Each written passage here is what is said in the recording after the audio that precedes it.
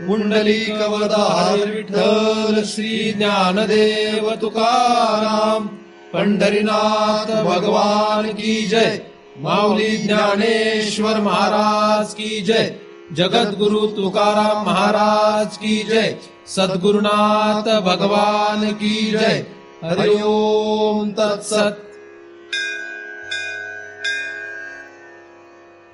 ध्यानमूलम गुरुमूर्ती, पूजामूलम गुरुपदम, मंत्रमूलम गुरुवाक्यम, मुक्तिमूलम गुरुकृपा। ब्रह्मेवाहम अहम ब्रह्म न चाहम ब्रह्मणा पृथक्, नाहम देहो न मे देहा केवलहम सनातन। या ठिकाणी आपण सर्वजण नेहमीप्रमाणे दृग्दृश्य विवेक या ग्रंथाचा अभ्यास करण्यासाठी एकत्रित जमलेलो आहोत। आतापर्यंत आपण 31व्या श्लोकातील पहिल्या 2 भागांचा अभ्यास केलेला आहे। शियन्ते चास्य कर्माणि आणि छिद्यन्ते सर्व संशया या 2 भागाचा आपण अभ्यास केलेला आहे आणि आपण भिद्यते हृदय ग्रंथी या भागाचा विचार करीत आहोत। भिद्यते हृदय ग्रंथी, छिद्यन्ते सर्व संशया, क्षीयन्ते चास्य कर्माणि तस्मिन् दृष्टे पराभवे, असा हा 31व्या क्रमांकाचा श्लोक आहे। हृदय ग्रंथी म्हणजे हृदय हे बीज आहे असा आपण विचार केलेला आहे। आपल्या पुनरावृत्तीला कारण हृदय हे बीज आहे। कारण हृदय असेल तर जीवाला राहायला स्थान। हृदयाच्या उपाधीने आपल्याला राहण्यासाठी स्थान आहे, म्हणजे जीवाला राहायला ती जागा आहे। जीव हृदयामध्ये विराजमान असतो राजासारखा आणि तीच त्याची सुरुवात आहे। तिथून पुढे सगळा खेळ सुरू। म्हणजे हृदय एकदा तयार झालं की जीवाची उत्पत्ती आणि हृदयासाठी गरजेची गोष्ट आहे अविद्या। त्याला काहीतरी नाव आपल्याला द्यावं लागेल। तिचं नाव काय आहे? अविद्या। अविद्या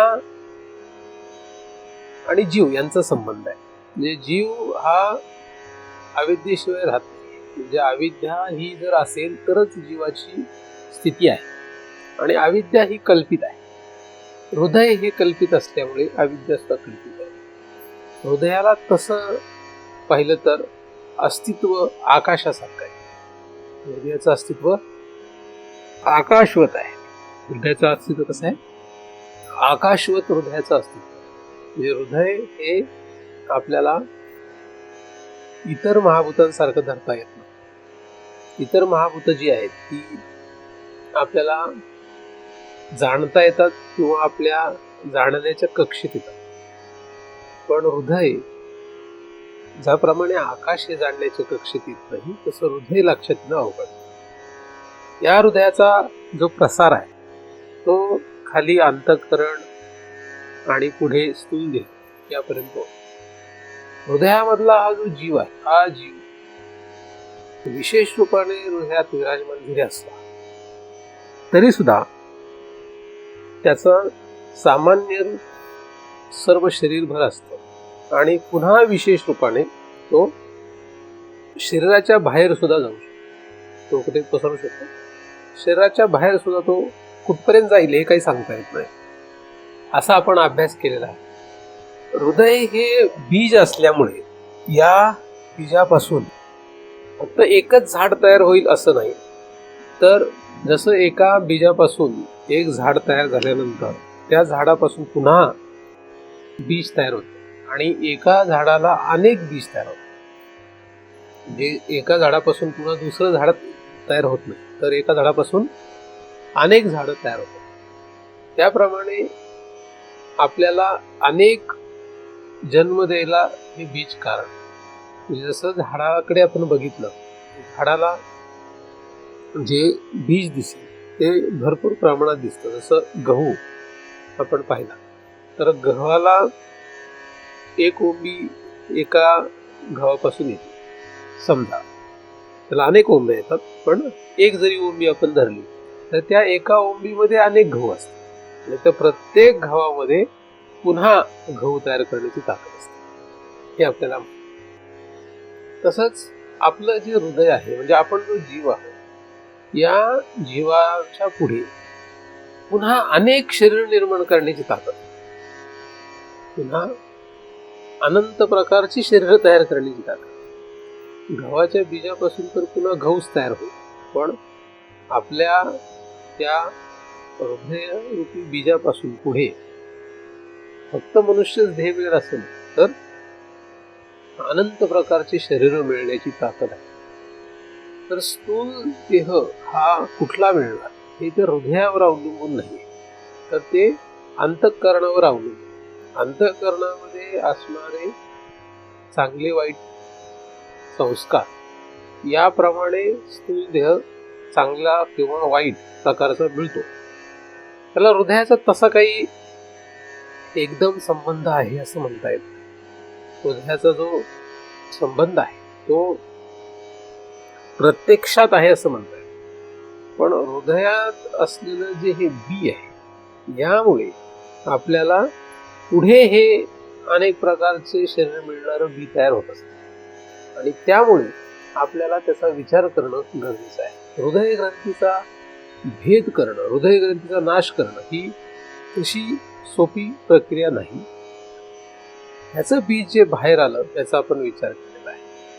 तर हृदय हे जे आहे हे लक्षात येण्यासाठी साधारणपणे ते लक्षात येणार नाही, ते कधीतरीच लक्षात येतं. हृदय हे लक्षात येण्यासाठी अत्यंत दुःख व्हावं लागतं, मर्मस्थानी घाव बसावा लागतो, तेव्हा हृदय लक्षात येतं. म्हणजे हृदयाला पीळ बसावा लागतो तर हृदय लक्षात येतं, इथपर्यंत हृदय लक्षात येत नाही.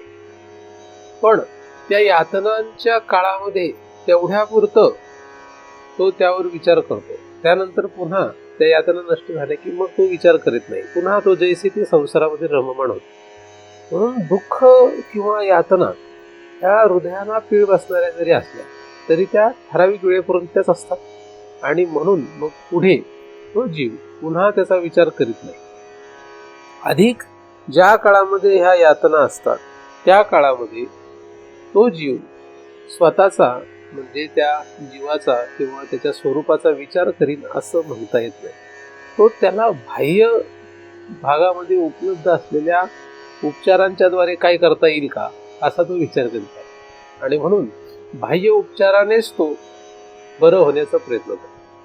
पण त्याचं मूळ जे आहे ते वेगळंच आहे, तो तिकडे जात नाही. असो, हृदय हे आपल्याला स्थूल देहापर्यंत घेऊन आलं आणि स्थूल देहाच्या बाहेर पडलेल्या वस्तूंमध्ये आपण गुंतून बसलो आणि त्यांच्यामध्ये आपला जीव गुंतून राहणं हे आपल्याला अनंत जन्मांमध्ये फिरवायला कारण आहे. अहम ममतेशी लवड सवडी माते न पावतीची गा बपवली, म्हणून जन्म मरणाची दुखडी भरवली ठेव. तर अहम आणि मम हे जे आहे हेच आपलं बी आहे. हे काय? हे आपलं बीज आहे, इकडे पडलेलं बीज आहे, हे मूळ बीज नाहीये. हे कुठलं आहे? हे बीज पडलेलं आहे. ते झाड उगवलं, त्याला अनेक प्रकारची फळं लागली, त्याच्यात जे बीज आहे ते बीज आहे. आता त्याच्यावर आपला काही तसा कंट्रोल राहत म्हणजे त्यातलं तुम्ही एखादं बीज नष्ट केलं म्हणजे काही बाकीचे बीज नष्ट होणार नाही. कारण आपली ममत्व जे आहे, अहंता जी आहे, ही अनेक गोष्टींमध्ये, एका गोष्टीमध्ये नाही. मम आपला काही एका ठिकाणी गुंतलेलं नाही. मम आपला किती ठिकाणी आहे? किती म्हणजे संख्या किती आहे? मम किती ठिकाणी आहे? मम म्हणजे माझं असं आपलं किती ठिकाणी आहे? म्हणजे काय आकडा काय आहे का नाही? बरोबर वही करणार मागच्या वेळेस तर ठरलं का आपलं? गेलं तर कोणी शुक्रवारी जाणार होते लोक, कोणी गेलं नाही,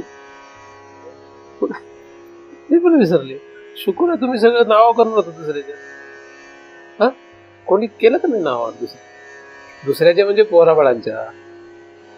कोणीच नाही दिसत, विसरले बाबा, त्याच दिवशी विसरले वाटतं.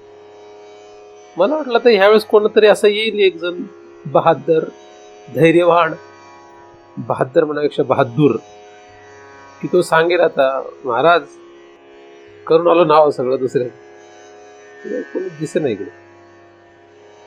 तर हे मम जे आहे हे मम सुटत नाही, स्थूल वस्तूतलं सुटत नाही, चेतन वस्तूतलं काय सुटणार आहे. पण हे सोडल्याशिवाय पर्याय नाही, कारण त्याला विचारच करावा लागतो. विचार, धैर्य पाहिजे.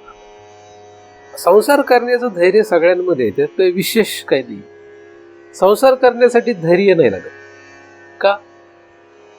पण अनंत जन्म तेच करतोय आपण. म्हणून भगवंताकडे जाण्यासाठी धैर्य लागतं. ज्याच्यासाठी धैर्य लागत नाही त्याचं धैर्य धरून बसण्यात काय अर्थ आहे? ते सहज होतं. संसार हा सहज होतो. परमार्थ करण्यासाठी अंगात बळ असावं लागतं. परमार्थ करायला धैर्य लागतं, संसार करायला धैर्य लागत. ते संसार सहज होतो, कोणी नाही म्हटलं तरी होतो. म्हणून धैर्य निर्माण करणं गरजेचं, काहीतरी साधन करणं गरजेचं, जेणेकरून आपल्याला ते पुढे पुढे सरकता येईल. तर स्थूल देह जो आहे त्या स्थूल देहाच्या बाहेर जे पडलेलं मम आहे त्यांचा पहिल्यांदा आपल्याला विचारपूर्वक नाश करायला, विचाराने त्याचा नाश करायला. त्या पदार्थांना हात लावून होत नाही, म्हणजे ह्या घराला हात लावून काही उपयोग नाही. ह्या घरामध्ये मामाचं जे ममत्व आहे ते नष्ट करायला, त्यासाठी प्रयत्न करायला. पण जिथपर्यंत हे घर माझ्या नावावर आहे तिथपर्यंत ते मम जात नाही. हे आपले दुर्दैव आहे. म्हणजे घर माझ्या नावावर असून घराचं ममत्व नाही अशी स्थिती येणं फार चांगली गोष्ट आहे, पण ती येणं अवघड आहे. वाटेत जाताना रस्त्यात झाड लागलं, त्या झाडाखाली बसला आणि पुढे गेला, तर त्या झाडाच्या सावलीची त्या झाडाचं जसं ममत्व नसतं तसं घराविषयी ममत्व नसावं असं ज्ञानेश्वरांनी ओवी दिली. रस्त्याने चालता चालता एक झाड लागलं, ऊन आहे म्हणून आपण झाडाखाली बसलो, झाडाच्या सावलीला आपण राहिलो काही काळ आणि पुढे निघून गेलो, तर त्या झाडावर आणि त्या झाडाच्या सावलीवर जसं ममत्व नसतं, राहत नाही, तसं घरावर ममत्व नसावं अशी एक ओवी लिहिलेली आहे का नाही अशी. तर शरीराच्या बाहेरच्या कुठल्याही पदार्थांना असं ममत्व नसावं. त्यांच्यामध्ये आपलं जो मम आहे तो आपल्याला अशा प्रकारे नष्ट करायला पाहिजे. हे मी सांगतोय असं नाहीये, हे साधू संतांनी सांगितलेलं आहे. ज्ञानदेवांनी अनेक ठिकाणी हे लिहून ठेवलेलं आहे, पण आपलं लक्ष त्याकडे जात नाही, आपण त्याकडे पाहत नाही. जर आपण या शरीराच्या बाहेरच्या पदार्थांविषयीचं ममत्व संपवलं, त्याच्यातलं मम आपण काढलं, तर आपण पुढे जाणार. मग तिथे जे बीज पडलेलं आहे ते पडून त्याचं ते उगवेल, आपल्याला काय करायचं. ह्याच्यामध्ये एक फायदा काय की त्याचा जर आपण संबंध तोडला, त्याच्यातलं ममत्व जर काढलं, तर पुन्हा त्या झाडाशी आपलं काही घेणं देणं राहतं का? ते झाड उगवणारच नाही, त्याचे पुढे झाडं उगवतील, पण आपलं त्याचं नाळ तुटते. आपल्याला त्याच्यामध्ये काही गुंतवणूक राहत. एकदा आपण त्यातलं मम काढलं तर, आणि मम काढण्यासाठी कुठून काढावं लागतं? त्या पदार्थाचा नाश करून होत नाही, ते आपल्याला आतमधून काढावं लागेल. म्हणजे जीव जो आहे त्या जीवाने ते ठरवावं लागेल. आणि मम काढणं फार सोपं आहे, तसंच बघितलं. मम काढणं फार अवघड आहे असं नाही, पण त्यासाठी तसा प्रयत्न केला तर ते शक्य आहे, तरच सोपं आहे. नाही, प्रयत्नच नाही केला तर मग अवघड. कारण मम ही फक्त त्याची मानसिक अवस्था, आणि जीव त्याला मम म्हणतो, म्हणजे त्याच्या मनाला तसं वाटतं आणि जीव त्याला धरून राहतो की बरोबर आहे म्हण. आपण मम म्हटलं की आपल्याला यात नाही, म्हणून शिकवावं कोणाला लागतं? पहिल्यांदा त्या मनाला पहिल्यांदा शिकवावं लागतं. पण मन तसं ऐकणार नाही, म्हणून जीवाला शिकवावं लागतं. तर जीव जो आहे हा जीव जरी खरं बीज असला तरी वास्तविक बीज जे बाहेर पडलेलं आहे त्या बीजांचा पहिला निकाल लावावा लागतो. त्यांचं पहिल्यांदा काय करावं लागेल? त्यांचा पहिला निकाल लावा. त्याच्यातलं आपलं महत्व गेलं की मग स्थूल देहावर येतो. तिथपर्यंत स्थूल देहावर येत नाही. आणि मग स्थूल देह जो आहे ह्याचा संघ जो आहे हा फक्त मृत्यू येण्यापर्यंत आहे. मृत्यू येण्यापर्यंत याचा संघ आहे. आणि जिथपर्यंत मृत्यू येत नाही तिथपर्यंत हे शरीर जे आहे ते अनेक प्रकारे आपल्याला गुंतून ठेवणार आहे. म्हणजे याच्यापासून आपल्याला, या शरीरापासून आपल्याला कायम दुःख मिळणार नाही, कायम सुख मिळणार नाही. कधी सुख कधी दुःख, कधी सुख कधी दुःख असं या शरीरापासून मिळत राहणार. तर याच्यातलं ममत्व काढणं म्हणजे अंगाला राग फासून बसलं म्हणजे ममत्व काढलंय असं म्हणता येत नाही. तर प्रयत्नपूर्वक या स्थूल शरीराचं सुद्धा ममत्व त्याला काढावं लागेल. याचं ममत्व काढण्यासाठी त्या मनाला पुन्हा शिकवायला पाहिजे, जीवाला पुन्हा शिकवायला पाहिजे. स्थूल शरीर जे आहे हे शरीर आपल्याला कधी मिळालं आणि कुठे मिळालं, ते आपण कधी सोडणार आहोत आणि कसं सोडणार आहोत, हे जर आपण लक्षात घेतलं. मधल्या काळामध्ये ह्या शरीराला आपण मीच समजलो, ह्या शरीराला आपण मम आणि अहम समजलो. तर हे जर आपण विचार करून करून काढलं तर मग ह्या शरीराची व्यवस्था केल्याने एवढा फरक नाही पडत. आता जिथपर्यंत याचा संघ आहे तिथपर्यंत ते अहम वाटेल, तिथपर्यंत हे मम वाटेल. जे वाटतं ते खरं असतं असं म्हणता येत नाही. जे दिसतंय ते खरं आहे असं म्हणता येत नाही. जसं हे शरीर मी आहे असं वाटतं, हे शरीर मीच आहे असं दिसतंय, पण हे शरीर मी नाहीये. हे शरीर जे आहे हे शरीर काय आहे ह्याचा पुन्हा पुन्हा विचार केल्यानंतर त्याच्यातलं ममत्व जाईल. तर त्याच्यातलं ममत्व गेलं, शरीरातलं ममत्व गेलं तर त्याला खायला लागणार नाही का? त्याला खायला देणं हा निराळा विषय. शरीराची व्यवस्था करणं याच्यात बाधा येईल या भीतीपोटी लोक ममत्व काढत नाही. अहम आणि मम न काढण्याचं कारण आहे की याला जे पुरवायचं आहे या पुरवण्यात बाधा येईल. म्हणजे आपण जर परमार्थ करायला लागलो तर मग आपल्याला ह्याला चांगले चांगले कपडे नाही घालता यायचे, अशी एक भीती असते. ती एकदम साधारण भीती आणि जवळजवळ सर्वांनाच असते. म्हणजे आता जर तुम्ही महाराजाच्या नादी लागले तर तुम्हाला नीट राहता नाही येणार, कपडे नीट नाही घालता येणार. भीती कसली असते? एक साधारण भीती सांगतोय, अशा खूप भीती असतात. जर महाराजाच्या नादी लागले, परमार्थ करायला लागले तर तुम्हाला याला कुठले कपडे घालावे याच्यावर बंधन येणार. मग असेच कपडे घालू नका, तसेच कपडे घालू नका, हे कपडे घाला, ते कपडे घाला वगैरे, अशी एक भीती तयार होते. आणि त्या भीतीपोटी बरेचसे लोक परमार्थ करत नाही. उदाहरण म्हणून एक भीती. महाराजांकडे जायचं तर मग लोकांना असं वाटतं कसे कपडे घालायला पाहिजे, तर ते विचार करावा. आपण महाराजांकडे जायचं मग असे कपडे. साधनेचा एक भाग म्हणून विशिष्ट प्रकारचा पेहराव असणं हे ठीक आहे आणि ते तर व्यवहारातही असतं. तुम्ही वेगळ्या ठिकाणी जाता तर वेगळ्या ठिकाणी तुम्ही वेगळे पेहराव घालता. सगळ्या ठिकाणी समान पेहराव घालू शकत नाही, कारण जसा देश असतो, जसं ठिकाण असतं, ज्या ठिकाणी कामं जशी असतात त्याप्रमाणे तुम्ही पेहराव करता. समजा तुम्ही नोकरीला आहात, कुठेतरी कामगार आहात, कंपनीमध्ये काम करता, तर कंपनीमध्ये काम करताना आणि लग्नाला कुठे चालले तर सारखा थोडी कपडे घालतात. कंपनी काम करताना वेगळे पेहराव असतो, कारण त्या गरजेचा असतो म्हणून तसा घालतात. पण लोकांना असं काहीतरी वाटतं की परमार्थ आपण करायला लागलो म्हणजे या मार्गात गेलो की आपल्या पेहरावामध्ये अडचण होणार. एक साधारण भीती आहे. अशा अनेक भीती असतात. लोक काय म्हणतील, हे काय होईल, ते काय होईल वगैरे सगळे भीती. मग अशा प्रकारे जो विचार करतो त्याला पुढे जाणं फार अवघड. या शरीराला कुठलेही कपडे घातले तरी काही फरक पडत नाही. तसं त्याला कुठलेही कपडे घातले तरी फरक पडत नाही. त्याला कुठलेही कपडे घातल्याने फरक जो पडतो तो मनावर पडतो. याला काहीच कळत नाही. याला काही कळत नाही की नवीन कपडे घातले का जुने कपडे घातले. हे कोणाला कळतं? मनाला कळतं. लोकांनाही तसं काही एवढं घेणं देत नसतं. थोडंफार असलं तर असेल, पण हे कळतं कोणाला? मनाला कळतं. म्हणजे आपल्या मनाला कळतं की ह्याला हे कपडे घातले. या शरीराला काहीच कळत नाही. म्हणून ज्याचं मन ज्या प्रकारचं होईल त्या प्रकारचं तो कपडे शरीराला घालतो. ज्याचं मन जशा प्रकारचं तो तशा प्रकारचे कपडे शरीराला घालतो. मनाचा खेळ. कपडे म्हणजे काय? मनाचा खेळ. म्हणजे एखाद्याला जर भरजरी कपडे घालावे वाटले तर तो भरजरी कपडे का घालतो? त्याच्या मनाला तसं वाटतं. ऐपत नसेल तर काहीतरी करून तो प्रयत्न करतो.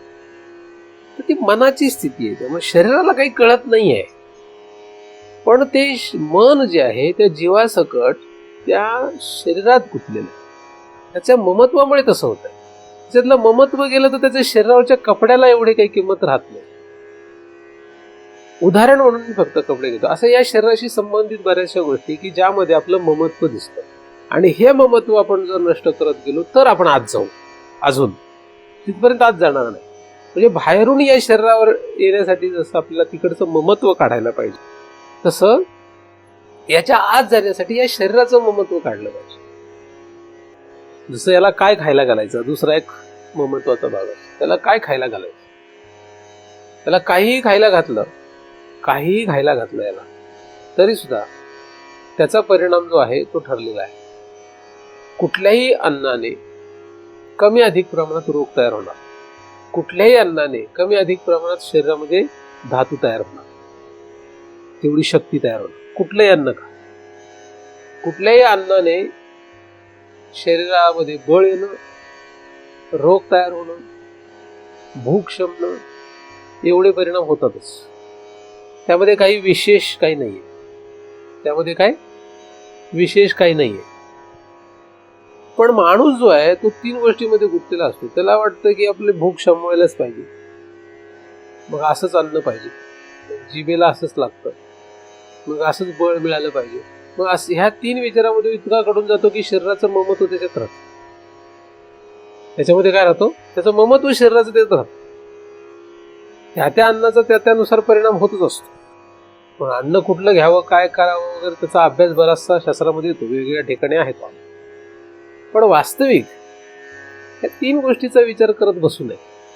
अंगी बळ यावे का क्षुधा जिरावे, का जिभेचे पुरावे मनोरथ, भोजन करते विकी, त्यांची काय करावी आपण आठवण करू, त्याचा विचार करू.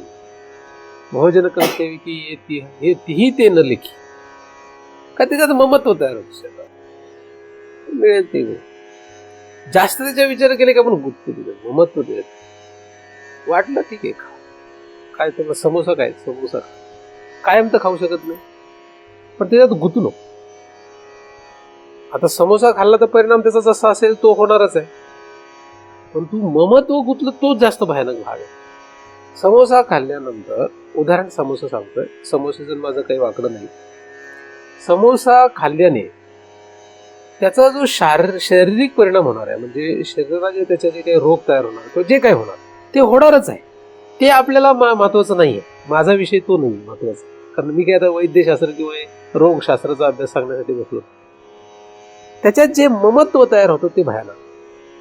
मग आपल्याला कुरडईच पाहिजे, मग पोळीच पाहिजे, मग भजीच पाहिजे, मग हेच पाहिजे, तेच पाहिजे. हे ममत्व जे तयार होतं ते भयानक. कारण ते खाण्याचं ममत्व नाही, हे कशाचं ममत्व आहे? हे शरीराला ममत्व तयार होतं.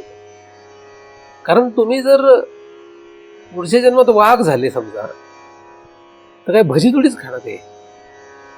म्हणून ते त्या शरीरापुरतं मर्यादित असतं. ते कुठे मर्यादित आहे? भूक शमवणे वाघाला सुद्धा आहे, आणि भूक शमवणे माणसाला सुद्धा आहे. पण माणसाला भजी लागते आणि वाघाला गवत लागतंय. वाघाला चालत नाही, भजी पण चालत नाही, गवत पण चालत. तो पदार्थ खाण्यामध्ये ते शरीर असेल त्याप्रमाणे त्याला तो आहार आहे. ज्याचं जसं शरीर त्याला तसा आहार असतो. प्रत्येक शरीराचा आपापला आहार निराळा आहे. आपली सुटका याच्यातून व्हायची असेल त्यातलं ममत्व काढावं लागतं. आहाराचा विषय नाही, ते शरीराला जसं असेल तसं गरजेचं आहे, तो मिळतो तो खातो. वाघ कधी गवत खात नाही, माणूस काही खातो, माणसाला काही खातो, कारण माणसाला तेवढी स्वतंत्रता असल्यामुळे तो काही करतो. तर आपला विषय आहे त्यातलं ममत्व. हे शरीर जे आहे, ह्या शरीरामध्ये ममत्व ठेवायचं कारण नाही. ह्या शरीरामध्ये ममत्व आपलं ज्या ज्या गोष्टी वाढतं त्यामध्ये आपलं लक्ष देणं गरजेचं नाही, त्यातून लक्ष बाहेर काढायला. नाही तर काही लोक त्याच विचारात असतात. आता येणाऱ्या 15 दिवसांनी जो सण येईल त्याला आपण असं करू तसं करू, हे पण त्याच्यात गुंतून राहतात. त्याच्यात काय होतं, ते गुंतून राहतात. काही लोक तर दिवाळीला काय करायचं ह्याच्यात तो गुंतून राहतात. दिवाळी कधी 8 महिने आहे दिवाळी, त्यांना आतापासून काळजी, ह्यावेळेस दिवाळीला चकल्या कसल्या करायच्या, कशात गुतेल हे सगळं स्थूल शरीराचे ममत्व आहे, दुसरं काही नाही. मग ह्याच्या पोराचं लग्न ठरलं, ह्याच्या पोरीचं लग्न ठरलं, तर कुठले कपडे घालायचे, ह्याला लग्न त्याच्या पोराचं, काळजी ह्याला, ममत्व आहे.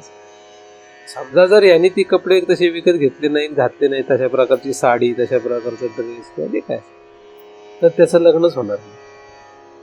याला कुठले कपडे घालायचे, याला कुठलं सोनं घालायचं, याला काय घालायचं वगैरे, हे सगळं जे आहे ना, हे सगळं काय आहे, हे ममत्व नष्ट करायला लागेल. हे सगळं बीज आहे, पण हे पसरलेलं बीज आहे. काय हे मूळ बीज नाही सांगत, मूळ बीजाकडे आपण चाललो. हे पसरलेले बिया आहेत, हे पडलेले आहेत सगळे. तुम्ही त्याच्यातच गुंतून बसले तर मग कोट्यानु कोटी जन्मांच्या पण अधिकारी होणार आहे. त्याच्यात गुंतून बसले, कारण आपली नाळ सगळी त्याला जोडलेली राहणार. काही काही लोक म्हणतात नाही आपल्याला ते आपली सगळी वंशावळ माहीत पाहिजे. माहीत पाहिजे म्हणजे ते माहीतच असावं लागतं. आपलं काय म्हणतात ना, लग्नाच्या करायच्या वेळेस काय लागतं? नाही हे लोक काहीतरी वेगळं म्हणतात. काय म्हणतात? हा, ते अजून काय लागतच ना, काय होत नाही त्याशिवाय लग्न होत नाही. त्याशिवाय अजून काय लागतं? देवक जुळायला लागतो, वंशावळ वेगळं लागतं. हा, वंशावळ सगळे करण्यात गडबड होईल. पण टिकून ठेवण्याच्या सगळ्या गोष्टी आहेत. मम जे आहे हे सगळं टिकून ठेवण्याच्या गोष्टी. ते टिकून सगळ्या आपल्या ज्या वागणं आहेत, आपल्या ज्या कृती आहेत, हे सगळ्या संसारात गुंतवण्याच्या आहे. तुम्हाला संसारातून बाहेर पडायचंय का संसारात गुंतायचंय, हा पहिला विषय आहे. ज्याला संसारातून बाहेर पडायचंय आणि भगवंताकडे जायचंय त्यांचा हा विषय. संसार चालवण्यासाठी भगवंताकडे जायचं असेल त्यांचा हा विषय नाही. त्यांच्यासाठी देवदेवता आहेत. हा विषय पहिला पक्का लक्षात घेणं गरजेचं आहे. मी तू बरेच वेळा सांगतच असतो. ज्याला संसारासाठी देवाची गरज आहे त्यांच्यासाठी हा विषय नाही आहे. कारण देव हा 2 प्रकारासाठी लागतो. संसारासाठी एक लागतो आणि देवासाठी एक लागतो. तर मी अशा वर्गातला मनुष्य आहे, मी अशा वर्गातलं शास्त्र सांगतोय की ज्या वर्गामध्ये देवासाठी देवाकडे चाललो, संसारासाठी देवाकडे आपण चाललेलो. आपण म्हणजे मी, आपण मध्ये बहुवचनाला तुम्ही पण आले. तुम्ही म्हणाल हे स्वतःच आता ठीक आहे पण आम्हाला कशाला आवडताय, आम्ही आपलं गमतीने येतो ऐकायला, ठीक आहे. ते खरंच समजले. तर संसारासाठी देव ज्याला आवडतो ते सगळे लबाड जीव आहेत.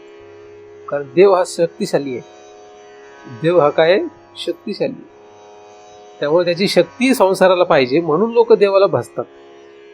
आणि तुम्हाला वाटलं देव मूर्ख आहे, ती उदबत्ती ओळले की लगेच तो म्हणेल हा बरोबर, हा भक्त आहे माझा. तो पण मूर्ख नाहीये. देव हा मूर्ख असेल का? नाही. त्यामुळे आपण जशी उदबत्ती ओळतो तसंच तो फळ देतो. तो काही संसार चक्रातून बाहेर काढत नाही, ठीक नाही. तो फिरवत राहतो, तो काही करतच नाही. त्याची जी मंत्री वर्ग आहे, त्याचा जो मंत्री वर्ग आहे, त्याची जी देवदेवता आहेत, हे सगळं पाहतात. व्यवस्था त्याची तो काही करत नाही. तो आपला विराजमान आहे. जसा हृदयामध्ये हा आत्मा विराजमान आहे तसा ह्या सृष्टीमध्ये तो भगवंत गूढ रूपाने विराजमान. तो काहीच करत. त्याच्या शक्तीवर हे सगळे कामं करतात.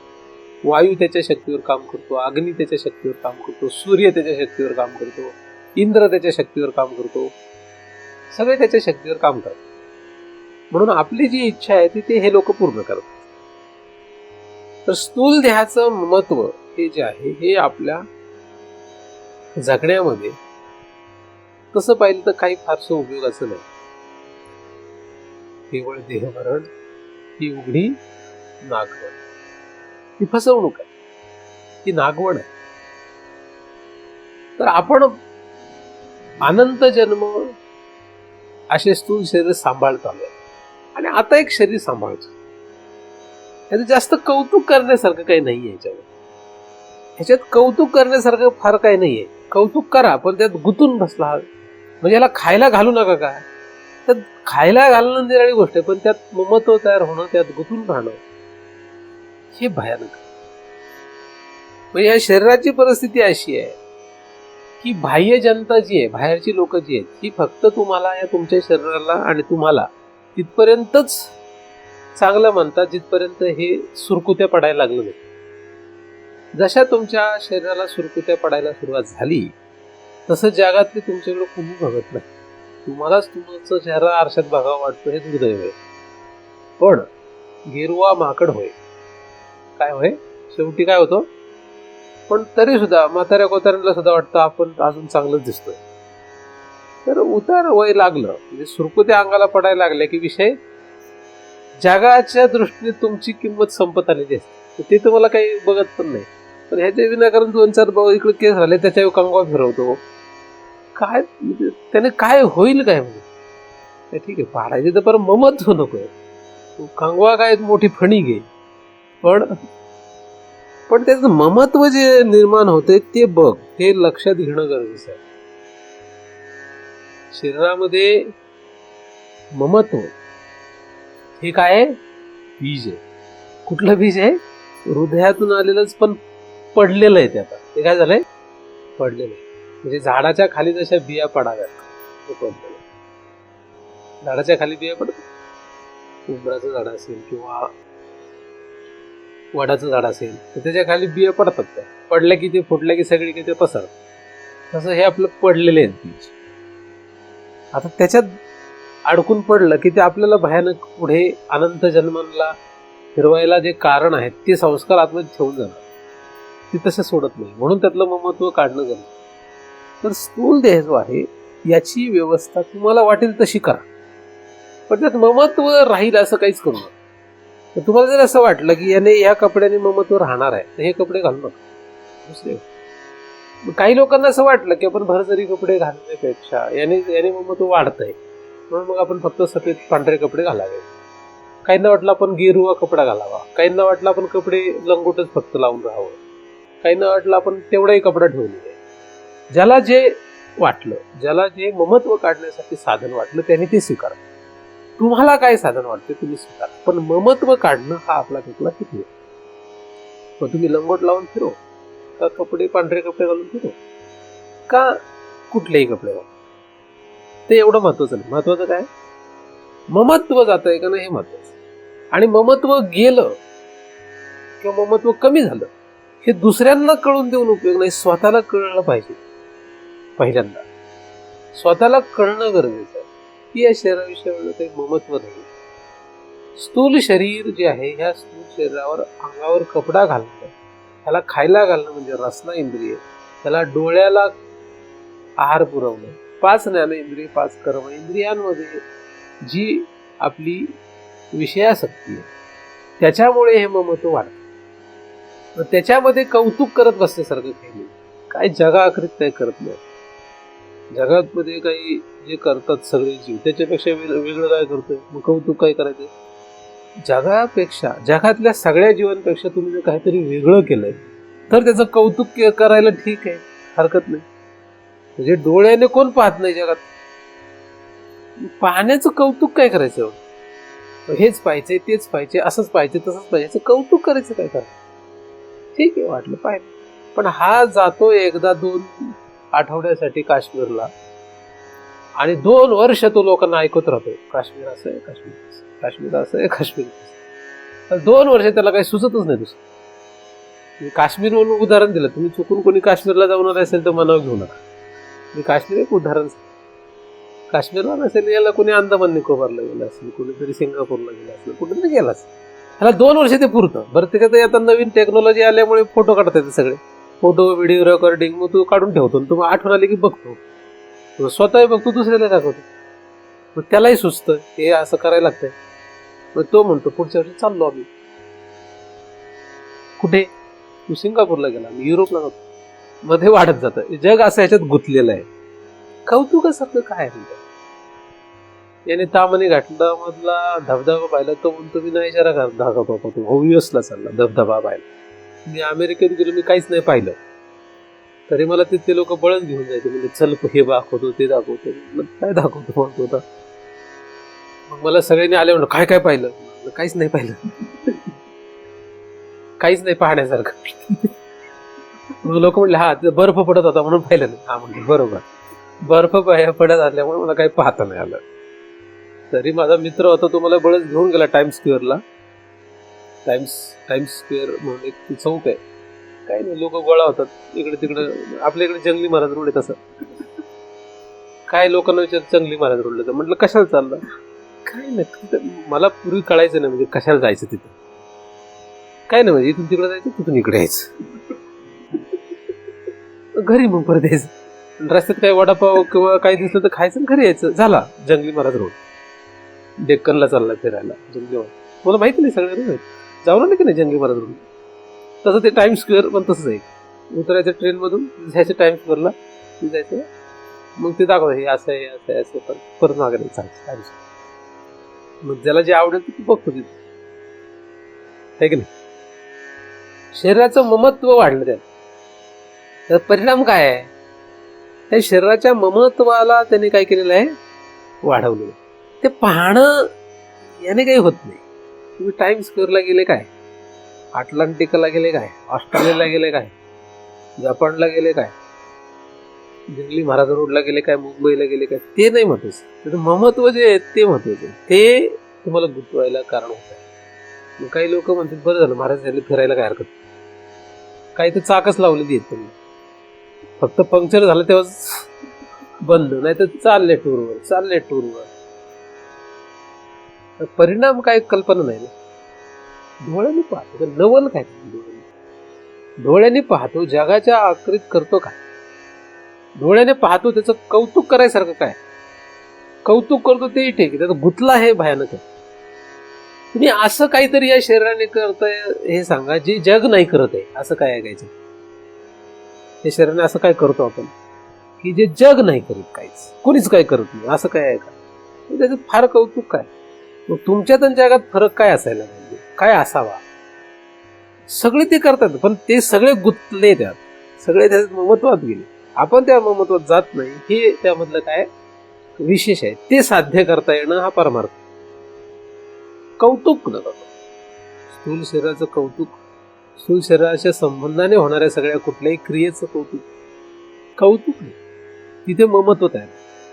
मुलगा झाला हा कौतुक करतो, दरवर्षी आठवून कौतुक करतो. मुलगा झाला म्हणून काय जगाच्या आकृतीत काय केलं, ते जगापेक्षा वेगळं काय केलं, सृष्टीच्या नियमाच्या बाहेर काय केलंय, ते नवल काहीच नाही ते. पण त्याला दरवर्षी आठवून तो मरेपर्यंत तो साजरा करतो. अडचण कुठे आहे? त्याचं ममत्व आलं तिथे, ती अडचण आहे. ते बीज जे आहे ते आपलं खतपाणी घालतो आपण, ही अडचण आहे. जन्मली आलीसे होई लागी काळाची आहेस, पण काय वाढवती करीती उल्हासे उभवती गुडिया, बाळ बळिया वाढे तो भोजे नाचती कोणी, आयुष्यने माने आपलीकडे ते ग्लानीच नाही. एवढं कौतुक लोक म्हणतात 90 साजरी करतो आम्ही. 90 60 स्लॅब वाटतं काय ते 60ला ते बाकीचे लोक तयारी करत असतात, त्याला वाटतं साजरी करतात. ते म्हणतात तसं झालं आता, तो गैरसमज तयार होत त्याचा. 60 61 काहीतरी साजरी. हा पण हा गैरसमज करून घेतो ना. पण त्याला जाताना लोक तसं म्हणत नाही, ते म्हणतात बाबा 100 काटायचे आपल्याला. सहस्रचंद्र काय प्रकार करतो असं नाही, ते करायला काही हरकत नाही, पण त्यात ममत्वात तो गुंतला हा भयानक प्रकार आहे. तुम्ही जेवण करता यात काहीच नवल नाही, तुम्ही डोळ्याने पाहता यात काही नवल नाही. काय काय पाहता ह्याचं कौतुक काय करायचं? सृष्टीच्या बाहेर काय पाहू शकले काय? तुमच्या आवाक्यात आलं तेच पाहणार. तुमची ऐपत जर अमेरिकेला जाण्याची असेल तर तुम्ही अमेरिकेच्याच वस्तू पाहणार. तुमची ऐपत जर फक्त मुंबईला जाण्याची असेल तुम्ही मुंबईचेच फक्त पाहू शकणार. तुमची ऐपत जर फक्त पुण्यातल्या पुण्यात फिरण्याची असेल तुम्ही तेवढंच पाहू शकता.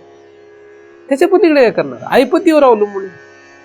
पण कितीही मोठा झाला, एखाद्याला जर मनुष्य शरीर असतानाच त्या शरीरासकट स्वर्गाला जाता आलं तर स्वर्गातल्या वस्तू पाहू शकतो. त्याच्या पलीकडे काय करणार? स्वर्गात जाऊन त्यांनी स्वर्गातल्या वस्तू पाहिल्या, पुण्यातल्या पुण्यात राहणाऱ्या पुण्यातल्या वस्तू पाहिल्या, मुंबईला जाणाऱ्याने मुंबईतल्या पाहिल्या, अमेरिकेत जाणाऱ्या अमेरिकेतल्या पाहिल्या. पण पाहिल्या सगळ्यांनी डोळ्यानेच आणि सृष्टीमधलंच काहीतरी पाहिलं. मग कौतुक का? कौतुक करू नये का? बरं ठीक आहे, ते कौतुकही करायला काय, पण त्यातलं ममत्व जे तयार झालं तो भयानक भाग आहे. पण हा गप बसत नाही ना, त्याला ममत्व जे आहे त्याला गप बसू दे, त्याच्यात गुंतला नाही पाहिजे. तू गुंतवायला कारण व्हायला नको. स्थूल शरीर आपल्याला गुंतवायला कारण होत आहे. डोळ्याने पाहायला हरकत नाही आणि त्याच्यात कौतुक करणं न करणं काही व्हायचं ते होऊ देत, पण त्याने गुंतला नाही पाहिजे. आणि त्याचं गुंतणं म्हणजे त्याचं ममत्व आहे. मग ह्याला जसं शक्य आहे तसं त्याने करायला पाहिजे. त्याची ज्याची जशी ऐपत असेल त्यांनी ते प्रयत्न करायला पाहिजे. म्हणजे एखाद्या कुठलंही दृश्य पाहिल्यानंतर आपण गुंतू हे लक्षात आलं तर त्याने ती दृश्य नाही पाहिलं पाहिजे. हे पाहिल्यानंतर आपण गुंतणार, हे कळलं की ते नाही पाहिजे. हे कपडे घातले की आपण संसार चक्रात गुंतणार, ममत्व वाढणार, ते कपडे नाही घालायला पाहिजे. ही साधनेचा भाग आहे. हे काय आहे? साधनेचा साधना आहे. त्याच्यामध्ये काही कपडे बदलले म्हणून त्याला मुक्त झाला असं होत नाही, तो त्याचा साधनेचा भाग. कारण शरीराची स्थिती काय, शरीराची दशा काय, ह्याला जी इंद्रिय चिकटवलेली आहे ती फक्त मरेपर्यंतच आपल्याला उपयोगाला येणार आहे. शरीर आणि त्याची इंद्रिय ही फक्त मरेपर्यंतच त्या त्या विषयांचा भोग देण्यासाठी कारण होतात. तो भोग मनाद्वारे त्या जीवाला पोचतो. जीव हा राजा आहे, आपण त्याला तो पोचवत असतो. कोण? शरीर, इंद्रिये, तशा तशा प्रकारचा भोग मनाच्या द्वारे त्या जीवाला म्हणजे राजाला पोचवतात. तो त्याच्या परे राहतो सदैव. मी तुम्हाला मागच्या वेळेस सांगितलं होतं, टॅक्स जसा राजाला आपल्याला द्यावा लागतो तसा तुम्ही काहीही करा त्याचा भोग कोणाला जातो? आतमध्ये राजाला जातो, म्हणजे जीवाला जातो. पण मधल्या लोकांना जातो का नाही? त्यांना पण जातो. म्हणजे आपण सेंट्रल गव्हर्नमेंटला टॅक्स देतो तेव्हा स्टेट गव्हर्नमेंटवाले सोडतात का आपल्याला? म्युन्सिपल कॉर्पोरेशनवाले सोडतात का? म्हणजे आपला राजा पंतप्रधान आहे, आपण पंतप्रधानाला टॅक्स देतो तेव्हा स्टेट गव्हर्नमेंटला सोडतो काय? त्याला द्यावं लागतं. आणि म्युन्सिपाल्टीला त्यांनाही द्यावं लागतं. तसं जेव्हा जीवाला हा सगळा भोग जातो तेव्हा मधले काही आपल्याला सोडता येत नाही, त्यांना पण तो जातात. म्हणून मनाला पण सुख होतं, मनाला पण दुःख होतं. सुख दुःखाचा भोग मनालाही होतो, इंद्रियांना पण होतो, शरीराला पण होतो आणि जीवाला पण होतो. पण यामध्ये ज्याला ज्याला ज्याचा जेवढा वाटा आहे तेवढा त्याला मिळतो. तो खेळ. आता आपल्याला पोहोचायचंय कुठे? त्या जीवावर पोहोचायचं. तो खेळाचा भाग सांगितला. पण महत्वाचा आपला विषय आहे की आपल्याला त्यातलं महत्व काढून पुढे निघायचं. जसं जसं तुम्ही याच्यातलं महत्व कमी करत जाल तसं ममत्व कमी होईल. स्थूल शरीराची खरी दशा काय हे लक्षात घ्या. जगाच्या पेक्षा वेगळं आपल्याकडे काहीही नाही. हे पहिल्यांदा लक्षात घेतल्यानंतर आपल्याला ह्या शरीराचं एवढं कौतुक राहतं. आणि मग जे शरीराकडून होतं ते काय होतं? साधारण होऊन जातं, ते विशेष राहतं, सहजता, त्यामध्ये काही विशेष राहतं. म्हणजे ह्याला कुठलाही निग्रह मी सांगितलं नाही. निग्रह काय सांगितलं? आणि आग्रहही काही सांगितलं नाही. आग्रह नाही, निग्रह नाही. मग काय? सहज स्थिती. मग काय? सहज आहे, सहज स्थिती पाहिजे. आग्रह नाही आणि निग्रह नाही. असेल तर ठीक आहे, नसेल तरी. पण ज्याने आपल्याला असं वाटतं की आपण यामुळे ममत्वात जाऊ, जास्त गुंतून पडू, ते नाही करायला पाहिजे. आणि ते प्रत्येकासाठी भिन्न भिन्न असू शकते. ते प्रयत्नपूर्वक त्यांनी करायला पाहिजे. जसं एखाद्याला आहारामध्ये रसना इंद्रियामध्ये गुंतलेला असेल, त्याला खूपच हे खाणं ते खाणं अशी खाण्यामध्ये फारच तो भयानक गुंतलेला असेल आणि त्याला त्याच्याशिवाय सुचतच नसेल, काय वेळच झाला असेल त्याच्यामध्ये, तर त्याला प्रयत्नपूर्वक ते संपवायला पाहिजे. त्याने उपवास करायला पाहिजे.